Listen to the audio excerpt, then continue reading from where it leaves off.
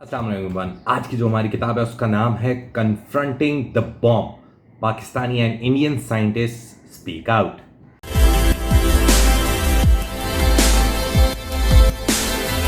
Confronting the bomb लिखी है परवेज़ हूद भाई ने। परवेज़ हूद भाई का नाम जो है वो मेरे ख्याल से आपको डिटेल्स बताने की ज़रूरत नहीं है। एक बहुत माहिर फिज़िक्स के प्रोफेसर हैं जो कायद आज़म यूनिवर्सिटी में डिपार्टमेंट ऑफ फिज़िक्स के हेड भी रहे हैं और लम्स में भी वो जो हैं प्रोफेसर रहे हैं। काफ़ी टाइम उनको फिर निकाल दिया गया था। जो भी खैर बहुत सारी बातें आपके सामने आई हुई होंगी। परवेज़ हूद भाई अपना भी एक चैनल चलाते हैं, फेसबुक पे भी वो बहुत सारे लोगों से बात करते रहते हैं। तो परवेज़ हूद भाई ने ये किताब आखिर लिखी क्यों? अब इस किताब की थोड़ी डिटेल जानना चाहें तो ये किताब एक किताब नहीं है, ये किताब 17 पेपर्स का एक मजमुआ है जो परवेज़ हूद भाई एक प्रोजेक्ट में गए थे। प्रिंसटन यूनिवर्सिटी है एक, जिनका एक प्रोजेक्ट है peace and security in South Asia. 2011 में वो वहाँ पे एक विजिटिंग साइंटिस्ट के तौर पे गए और वहाँ पे उन्होंने एक पेपर लिखा और उसके बाद उन्होंने बाकी वहाँ पे जो लीडिंग दुनिया के बड़े बड़े साइंटिस्ट आते हैं वो आए, उनके पेपर्स पढ़े। तो उन्होंने कुछ पेपर्स को मिला के 17 पेपर्स टोटल में मिला के एक किताब बनाई, उसको सारों को एडिट करके उसको एक ऐसी शक्ल दी कि जिसमें इंडिया और पाकिस्तान की जो न्यूक्लियर आर्सनल्स हैं, जो उनके पास बॉम्ब्स हैं, न्यूक्लियर बॉम्ब्स हैं, उनके बारे में बात की गई है कि वो बनाए किस तरह गए, उनकी वजह से जो हालात हैं वो किस तरह के ख़तरात किस तरह के लाक हुए, किस तरह इंडिया ने पहले धमाका किया 74 में, फिर उसके बाद उन्होंने मई में जो है 2008 में धमाका किया, फिर पाकिस्तान ने उसके जवाब में धमाका किया। तो ये बहुत सारी डिटेल्स हैं इस किताब में। तो चलिए देखते हैं इस किताब में और क्या क्या है। अच्छा जी, जो इस किताब में 17 टॉपिक्स हैं उनमें से एक जो टॉपिक है या जो एक पेपर है वो तो खुद परवेज़ हूद भाई का लिखा हुआ है। इसके अलावा उस प्रोजेक्ट के जो प्रोजेक्ट है peace and security in South Asia, Princeton University का, उसके जो प्रोजेक्ट डायरेक्टर हैं ज़िया मियां, उनका एक ऐसे। इसके अलावा बहुत सारे लीडिंग साइंटिस्ट का इसमें एसेज हैं जिनसे जो है हमें न्यूक्लियर आर्सनल पाकिस्तान के और इंडिया के बारे में बताया जाता है। इसका जो किताब का प्रीफेस है वो एक बड़े इंटरेस्टिंग बंदे ने लिखा है। 1986 में केमिस्ट्री के लिए जो नोबेल प्राइज जीते थे जॉन पोलियानी, उन्होंने इसका प्रीफेस लिखा है और उन्होंने बड़ी इंटरेस्टिंग बातें की हैं। वो कहते हैं कि जी इंडिया और पाकिस्तान के न्यूक्लियर आर्सनल में सिर्फ एक मसला नहीं है, बहुत सारे मसाइल हैं। सबसे पहला मसला तो ये है कि इंडिया और पाकिस्तान ने जो अपने न्यूक्लियर एसेट्स हैं उनको बनाने के लिए, पहले तो न्यूक्लियर प्रोग्राम बनेगा फिर वो एसेट्स बनेंगे, तो उन्होंने उन प्रोग्राम के लिए बहुत कम लोगों को बहुत ज़्यादा पावर दे दी है।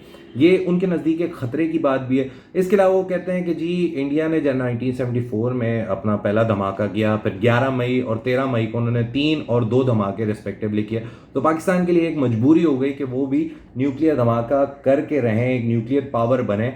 तो पाकिस्तान ने फिर बिलाखिर 28 मई को जो है बहुत सारे धमाके किए और न्यूक्लियर पावर बने, दुनिया की 7वीं न्यूक्लियर पावर वो बने जिनके पास न्यूक्लियर बॉम्ब्स हैं, वो न्यूक्लियर वॉर वेज कर सकते हैं। इस सब में वो कहते हैं कि प्रॉब्लम ये आई कि इंडिया और पाकिस्तान नेबर्स हैं। हिस्टोरिकली जब उनका पार्टीशन हुआ, जब दोनों अलग हुए, तो एक बहुत बड़ा जो नेबरिंग कंट्रीज का तजाद था वो क्रिएट हुआ। अब उसके अलावा वो फिर कश्मीर इशू पे भी बात करते हैं कि कश्मीर इशू जो है ये एक दुखती रग है पाकिस्तान और इंडिया दोनों के लिए। और किसी वक्त भी, जैसे हम पिछले कोई 10 सालों में 3 दफ़ा या 4 दफ़ा तो मीडिया पे तो जंग लड़ ही चुके हैं। इंडिया ने भी पूरा प्लान बना दिया कि ऐसे होगा, हम ऐसे अटैक करेंगे, ये कर देंगे। उसके अलावा पाकिस्तानी भी जो है वो काफ़ी प्लान बनाते रहे, लेकिन पाकिस्तान ने मीडिया पे इतनी गंदगी नहीं की जितनी इंडिया करता है। उन्होंने पूरे वॉर प्लान्स बता दिया। ऐसा थोड़ी होता है वॉर में, आप कभी अपना प्लान बताते नहीं हो कि हम यहाँ से घुसेंगे वहाँ से घुसेंगे। खैर इंडिया की मीडिया जो है वो थोड़ा है देखने में, अगर आप गौर से देखें तो इंडिया वाले खुद मानते हैं। लेकिन ये सब उन्होंने बताया कि कश्मीर जो है वो दुखती रह गया और जब भी कश्मीर पे बात आती है तो इंडिया पाकिस्तान दोनों अपने हथियार निकाल के खड़े हो जाते हैं, बोलते हैं मैं मारूंगा, दूसरा बोलता है मैं मारूंगा, और मैं मारूंगा चक्कर में दुनिया पूरी जो है वो परेशान होकर बैठ जाती है कि यार ये कहीं न्यूक्लियर बम ना चला दें।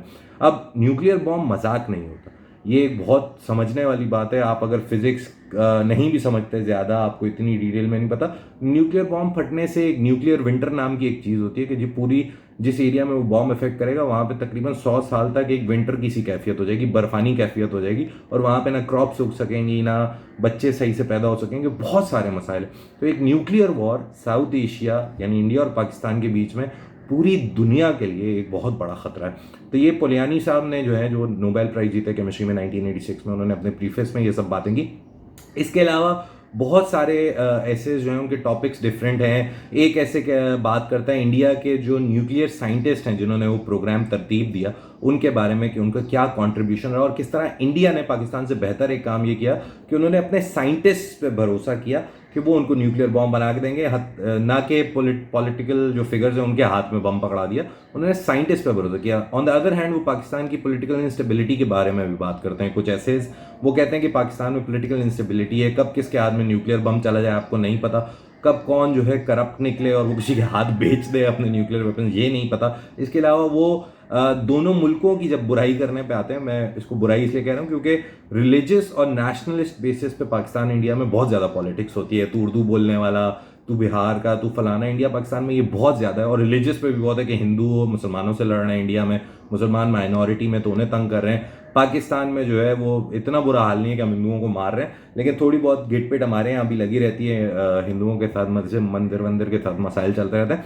अगेन उनके नज़दीक रिलीजियस और नेशनलिस्ट जो हमारी यहाँ पे टेंडेंसीज हैं जिनकी वजह से हमारा मुल्क बटा हुआ है, उसकी वजह से काफ़ी प्रॉब्लम्स है। और ऐसे दो मुल्कों के हाथ में न्यूक्लियर वेपन्स होना जो है वो एक बहुत बड़ी खतरे की बात है, ना कि साउथ एशिया के लिए बल्कि पूरी दुनिया के लिए। इसके अलावा एक ऐसे जो है वो इंडिया पाकिस्तान डिस्प्यूट जो कश्मीर पे उसके बारे में बात करता है कि किस तरह ये डिस्प्यूट जो है कल को कहीं न्यूक्लियर वॉर का वजह ना बन जाए। इसके अलावा एक ऐसे जो है वो बड़े मज़े का है, उसमें ये बात की गई है कि इंडिया और पाकिस्तान जो नए न्यूक्लियर रिएक्टर्स लगा रहे हैं, और उनका कहना ये कि हम ये इसलिए लगा रहे हैं कि नहीं जी हम बम ना बनाएं, हम सिर्फ क्लीन एनर्जी बनाएं अपने मुल्क के लिए, हम पावर का इंतजाम कर सकें। तो वो ऐसे कहता है कि जी इंडिया और पाकिस्तान की जो एनर्जी नीड्स हैं, बिजली की नीड्स हैं, वो ये न्यूक्लियर रिएक्टर्स पूरी नहीं कर सकते। This is not a solution. उन्हें और ऑल्टरनेटिव्स पे जाना पड़ेगा, नॉन रिन्यूएबल एनर्जी सोर्सेज की तरफ जाना पड़ेगा, नॉन रिन्यूएबल को छोड़ना पड़ेगा, हवा पानी से बिजली बनाने की कोशिश करनी चाहिए। तो ये सब चीज़ें हैं जिसपे एक ऐसे बात करता है। इसके अलावा जो है जब हम आगे चलते हैं तो किताब जो है वो है तो बड़े मज़े से लिखी हुई, लेकिन उसमें कुछ मज़े मज़े के फिगर्स भी मैं आपको बता देता हूँ। उसमें ये बताया गया कि रिपोर्टेडली देखें हैं तो पाकिस्तान इंडिया के जो न्यूक्लियर प्रोग्राम है वो बहुत सीक्रेट हैं, उनके स्टार्ट्स बाहर नहीं आते कि आपके पास कितने बम है, मेरे पास कितने बम है। लेकिन रिपोर्टेडली कहा यह जाता है कि पाकिस्तान के पास जब ये किताब लिखी गई 2013 में तो 100 न्यूक्लियर वेपन्स थे तकरीबन, जो बैलिस्टिक मिसाइल्स और क्रूज मिसाइल्स के मतलब तर्ज पे थे, और वो वहाँ उनके थ्रू जो है मारे जा सकते थे। तो उस वक्त 2013 में इंडिया के पास 90 न्यूक्लियर वेपन्स थे, यानी पाकिस्तान के पास 10 ज़्यादा थे। अब ये क्यों है, इसकी वजह एक बहुत छोटी सी है कि पाकिस्तान एक छोटा मुल्क है, इंडिया बड़ा मुल्क है। इंडिया जो है अपनी फौज पे कम खर्च करता है, पाकिस्तान ज़्यादा करता है, क्योंकि छोटा मुल्क है। आप अगर कद में छोटे और आपको किसी बड़े बंदे से लड़ना है तो आपको ताकतवर ज़्यादा होना पड़ेगा। इसलिए पाकिस्तान ने तकरीबन 100 वेपन्स बनाए हुए थे जब इंडिया के पास 90 न्यूक्लियर वेपन्स है। और इसके अलावा एक पेपर में ये भी बात की जाती है, एक नंबर दिया जाता है कि अगर पाकिस्तान जिस स्पीड से अपने न्यूक्लियर वेपन्स बना रहा है, अगर वो उसी स्पीड से न्यूक्लियर वेपन्स बनाता रहा तो एक वक्त आएगा कि पाकिस्तान के पास 200 न्यूक्लियर वेपन्स हो जाएंगे। और ये 2013 में उनका कहना था कि तकरीबन डेकेड में ये हो जाएगा, यानी 2023 तक पाकिस्तान के पास 200 न्यूक्लियर वेपन्स हो जाएंगे। मसला ये नहीं है कि न्यूक्लियर वेपन्स बनाना कोई खर्चा है या कोई भी मसला है, मसला ये कि उनको फिर सेफ गार्ड करके भी रखना है। आपने उनकी सेफ्टी एंड सिक्योरिटी रखनी है कि किसी गलत हाथ में ना पड़ जाए। इंग्लिश फिल्में और हिंदी फिल्में तो आपने देखी होंगी, न्यूक्लियर जो वेपन्स होते हैं वो टेररिस्ट ले लेते हैं, फिर धमकियाँ देते हैं। ये असल में भी हो सकता है। There is a high possibility कि कोई भी टेररिस्ट ऑर्गेनाइजेशन आपके न्यूक्लियर वेपन्स पे कब्जा कर ले। इस मुद्दे पे एक पेपर ये कहता है कि जी पाकिस्तान और इंडिया में से अगर देखा जाए तो ज़्यादा डर पाकिस्तान की तरफ है कि न्यूक्लियर वेपन्स उनके चोरी हो जाएं या किसी और के कंट्रोल में चले जाएं, क्योंकि एग्जाम्पल दी जाती है 2 मिलिट्री बेसिस पे अटैक्स की, जो मेहरान बेस पे अटैक हुआ था और उसके अलावा बहुत एक और बेस पे अटैक हुआ था। तो उसकी एग्जाम्पल दी जाती है कि पाकिस्तान की इतनी सिक्योर मिलिट्री बेसिस पे जब अटैक हुए तो इसका मतलब है कि पाकिस्तान के न्यूक्लियर वेपन्स जो हैं they are not in safe hands. ये एक एग्जाम्पल के तौर पर कहा जाता है, अब है नहीं है वो अल्लाह बेहतर जानता है। इसके अलावा इंडिया का कहा जाता है कि इंडिया ठीक है there politically unstable as well, but वहाँ भी रिलीजियस और नेशनलिस्ट टेंडेंसीज तो हैं, तो सेफ गार्ड तो उनके भी नहीं है। वो भी कहीं रिलीजन की बेस पे नेशनलिस्ट किसी ने पकड़ लिए बम और मार दिया तो वो एक अजाब ही हो जाएगा। तो ये एक स्टार्ट था कि पाकिस्तान के पास 100 न्यूक्लियर वेपन्स थे 2013 में, इंडिया के पास 90 थे। और फोरकास्ट ये की गई थी कि जी आज से 10 साल बाद, 2013 से 10 साल बाद यानी 2023 में पाकिस्तान का न्यूक्लियर आर्सनल डबल हो जाएगा, यानी 100 से 200 वेपन हो जाएंगे। 2021 तो आ गया, 200 ना तो 180 और 170 तो हो ही गए होंगे अगर उसी स्पीड से हम बना रहे हैं। इसके अलावा एक बहुत इंटरेस्टिंग बात जो मुझे लगी थी इस किताब में वो ये थी कि एक nuclear fizzle material cut off treaty होती है जिस पे दुनिया 2013 में बात कर रही थी कि जी हम अपना जो मटेरियल है जिससे हमने बम बनाना है वो हम कट ऑफ करना शुरू करें, कम करना शुरू करें, उसको ज़ाया करना शुरू करें, क्योंकि न्यूक्लियर मटेरियल जब आप बना लें तो उसको ज़ाया करना भी एक बहुत लंबा प्रोसीजर होता है। तो उस ट्रीटी में पाकिस्तान जो है पार्ट नहीं लेना चाह रहा था, क्योंकि उनको यही था कि यार इंडिया बनाया जा रहा है, हम क्यों इस ट्रीटी में आए।